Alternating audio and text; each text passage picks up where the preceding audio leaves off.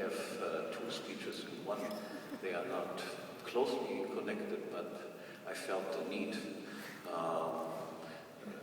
to briefly address the Mises-Hayek question and then continue with a more substantial speech on politics, money, and banking. Let me begin with why Mises and not Hayek. And to begin this subject, I'll start with a quote from an article that my old friend Ralph Reiko wrote some 15 years ago. And in this article, Reiko said, Ludwig von Mises and Friedrich Hayek are widely considered the most eminent classical liberal thinkers of this century. They are also the two best-known Austrian economists. They were great scholars and great men. I was lucky to have them both as my teachers.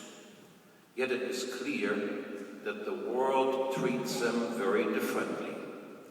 Mises was denied the Nobel Prize of Economics, which Hayek won the year after Mises' death. Hayek is occasionally anthologized and read in college courses when a spokesman for free enterprise absolutely cannot be avoided. Mises is virtually unknown in American academia. Even among organizations that support the free market in a general way, it is Hayek who is honored and invoked, while Mises is ignored or pushed into the background. Now I want to speculate, and I want to present a thesis why this is so, and I want to explain why and I take it most of us here, take a very different view. Why I, and presumably you, are Misesians and not Hayekians. My thesis is that Hayek's greater prominence has little, if anything, to do with his economics. There is, in fact, little difference in Mises's and Hayek's economics. Indeed, most economic ideas associated with Hayek were originated by Mises, and this fact alone would make Mises rank obviously far above Hayek as an economist. But most of today's professed Hayekians are not trained economists. Few have actually read the books that are responsible for Hayek's initial fame as an economist, that is, his monetary theory and the trade cycle, and his prices and production. And I venture the guess that there exist no more than 10 people alive today who have studied from cover to cover Hayek's pure theory of capital. Rather, what explains Hayek's greater prominence is Hayek's work mostly in the second half of his professional life in the field of political philosophy and political theory. And here, in this field, the difference between Hayek and Mises is striking indeed. My thesis is essentially the same that was also advanced by my friend Ralph Reiko. Hayek is not a classical liberal at all, or a Radikaliberaler, as the Neue Zürcher Zeitung, the best newspaper in Switzerland, recently referred to him, as usually completely clueless. Hayek is actually a moderate social democrat. And since we live in the age of social democracy, this makes him a respectable and responsible scholar. Hayek, as you may recall, dedicated his road to serfdom to the socialists in all parties. And the socialists in all parties now repay him by using Hayek to present themselves as liberals.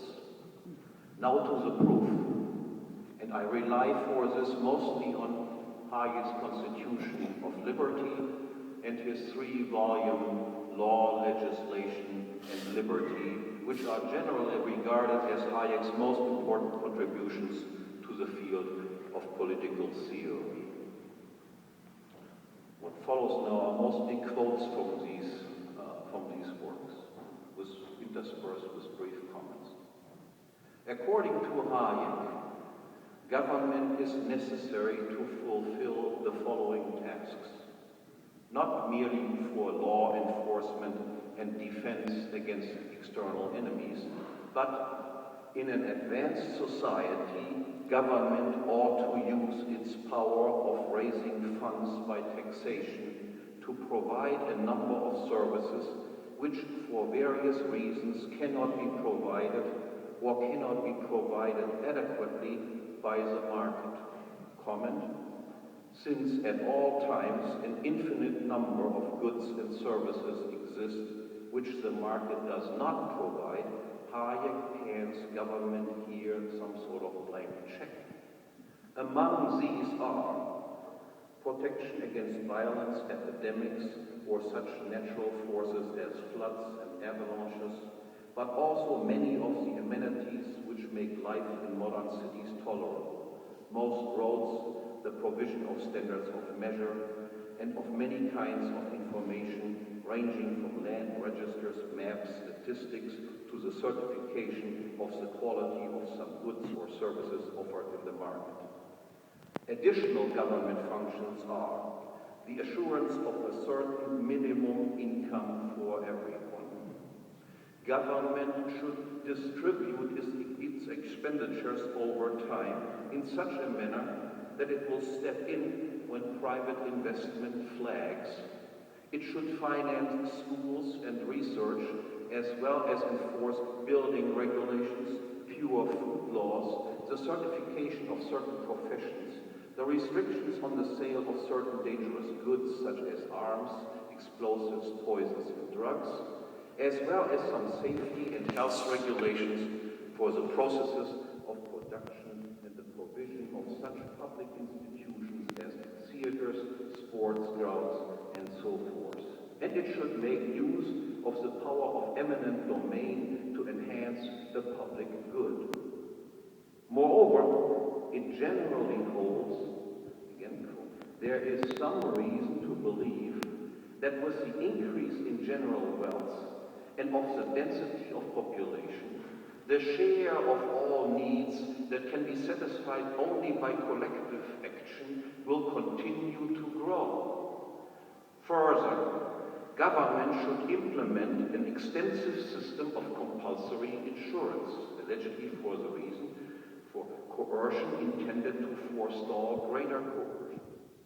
Public subsidized housing is a possible government task, and likewise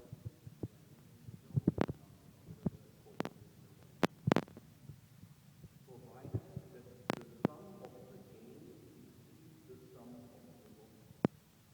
And lastly, the provision of amenities of or opportunities for recreation or the preservation of natural beauty or of historical sites or scientific interest, natural parks, nature reservations, and so forth are legitimate government tasks. In addition, Hayek insists that we recognize that it is irrelevant how big government is or if and how fast it grows. What alone is important for Hayek is that government actions fulfill certain formal requirements. It is the character rather than the volume of government activity that is important. Taxes as such and the absolute height of taxation are not a problem for Hayek. Taxes and likewise compulsory military service lose their character as coercive measures if they are at least predictable and are enforced irrespective of how the individual would otherwise employ his energies. This deprives them largely of the evil nature of coercion. If the known necessity of paying a certain amount of taxes becomes the basis of all my plans. If a period of military service is a foreseeable part of my life, then I can follow a general plan of my life of my own, making and am as independent of the will of another person as men have learned to be in society. End of quote. My comment, but please, it must be a proportional text and a general military service. Now I could go on and on, citing Hayek's muddled and contradictory definitions of freedom and coercion, but that shall suffice to make my point. I am simply asking what socialist and what green would have any difficulties with all of this. Following Hayek, they all can call themselves proudly liberals today. Now, in distinct contrast, how refreshingly clear and very different is Mises. For him, the definition of liberalism can be condensed in a single word, namely private property. The state, for Mises, is legalized force, and its only function is to defend life and property by beating anti-social elements into submission. As for the rest, government is, I quote, the employment of armed men, of policemen, gendarmes, soldiers, prison guards, and hangmen. The essential feature of government is the enforcement of its decrees by beating, killing, and imprisonment. Those who are asking for more government interference are asking ultimately for more compulsion and less freedom. End of quote. Moreover, and this is for those who always pipe up, but Mises was no anarchist. Mises allows for unlimited secession, down to the level of the individual, if one comes to the conclusion that government is not doing what it is supposed to do, namely to protect life and property. And Mises, through his entire life, never repudiated this statement about everybody has the right of unlimited secession. Mises then, as my own intellectual master Murray Rothbard has noted repeatedly, is an extremist. He is a laissez-faire radical.